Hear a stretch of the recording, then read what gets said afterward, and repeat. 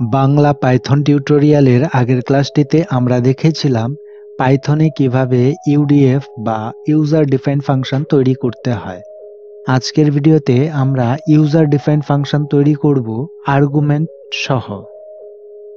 তোমরা যদি user defined ফাংশনের আগের ক্লাসটি না দেখে থাকো তাহলে অবশ্যই আগের ক্লাসটি দেখে নাও এই ভিডিওটি খুব সহজেই বুঝে নেওয়ার জন্য। আর্গুমেন্ট সহ ইউজার ডিফাইন্ড ফাংশন তৈরি করতে যদি চাও তাহলে ভিডিওটি শুরু থেকে শেষ পর্যন্ত দেখে নিতে পারো।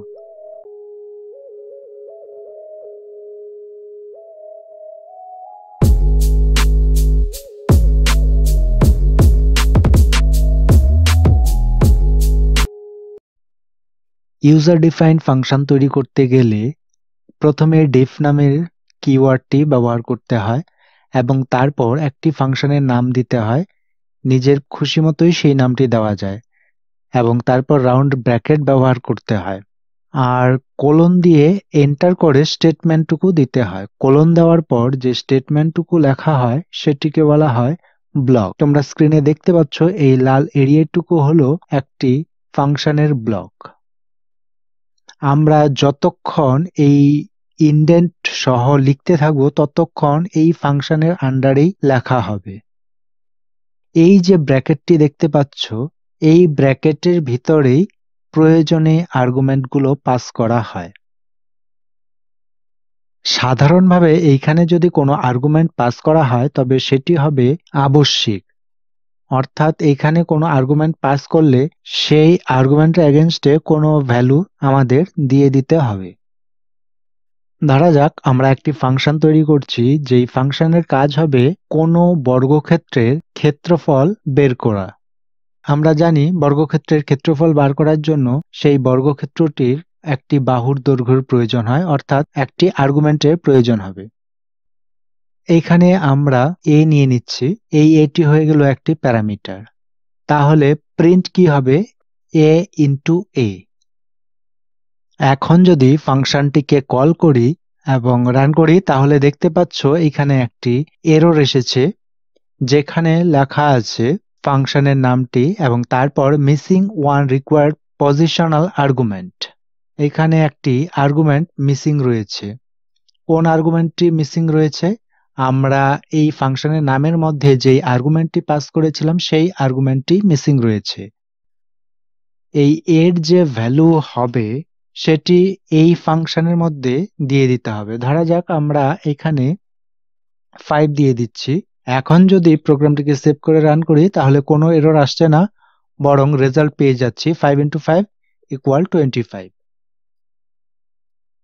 এইখানে আর্গুমেন্ট একটির বেশি পাস করা যেতে পারে, অর্থাৎ একাধিক আর্গুমেন্ট এখানে পাস করতে পারি। সেক্ষেত্রে আর্গুমেন্টগুলোকে কমা দিয়ে আলাদা করতে হবে। ধরা যাক এ, বি দুটো আর্গুমেন্ট আমরা নিয়ে নিচ্ছি এবং প্রিন্ট হবে এ ইন্টু বি।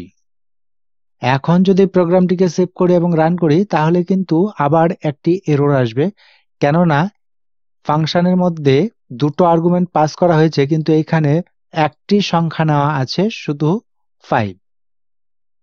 আর এই যে 5 নেওয়া আছে সেটি এই এর ভ্যালু ধরে নিয়েছে, সেই হিসেবে বি এর ভ্যালু এখানে কিছু দেওয়া নেই। সেজন্য রান করার ফলে এখানে দেখাচ্ছে missing one required positional argument এবং কারটা মিসিং রয়েছে এখানে দেখাচ্ছে বির আর্গুমেন্টটি মিসিং রয়েছে।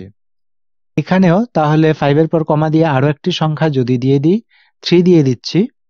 এখন যদি রান করো তাহলে দেখতে পাবে এবার কিন্তু কোনো এরর আসেনি এবং 3 × 5 15 হয়ে গিয়েছে।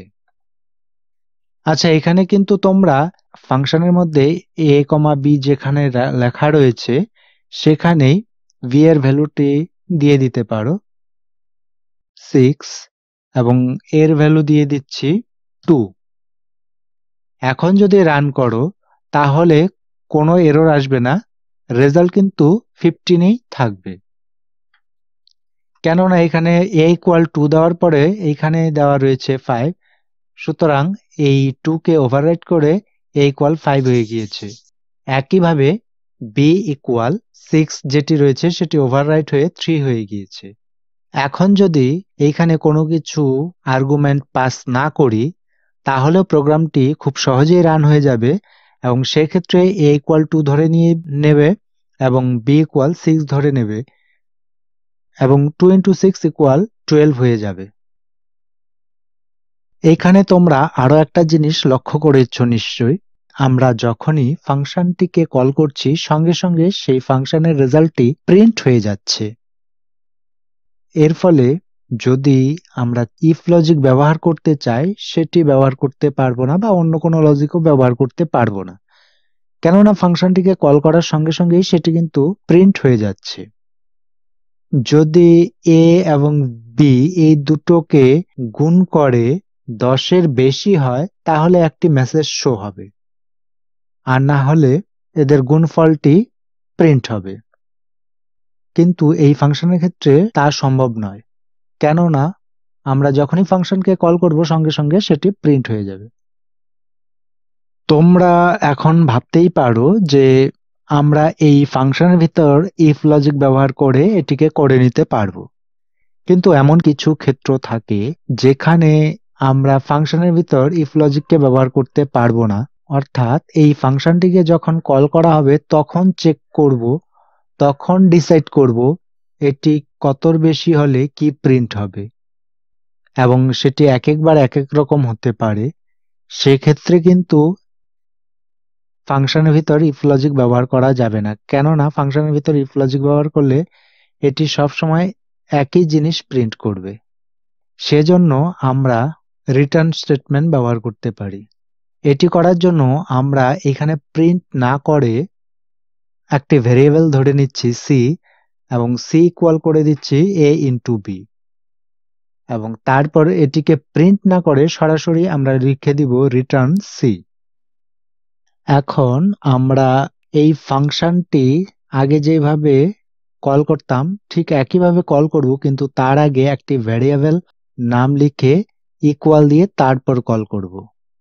এখানে আমরা লিখছি x ইকুয়াল, তারপর ফাংশনের নামটি দিয়ে দিচ্ছি এবং ভেতরে আর্গুমেন্টগুলো দিয়ে দিচ্ছি। এখন আমি যখন এই x কে প্রিন্ট করব তখন সেই ফাংশন কল হবে এবং সেটি প্রিন্ট হবে।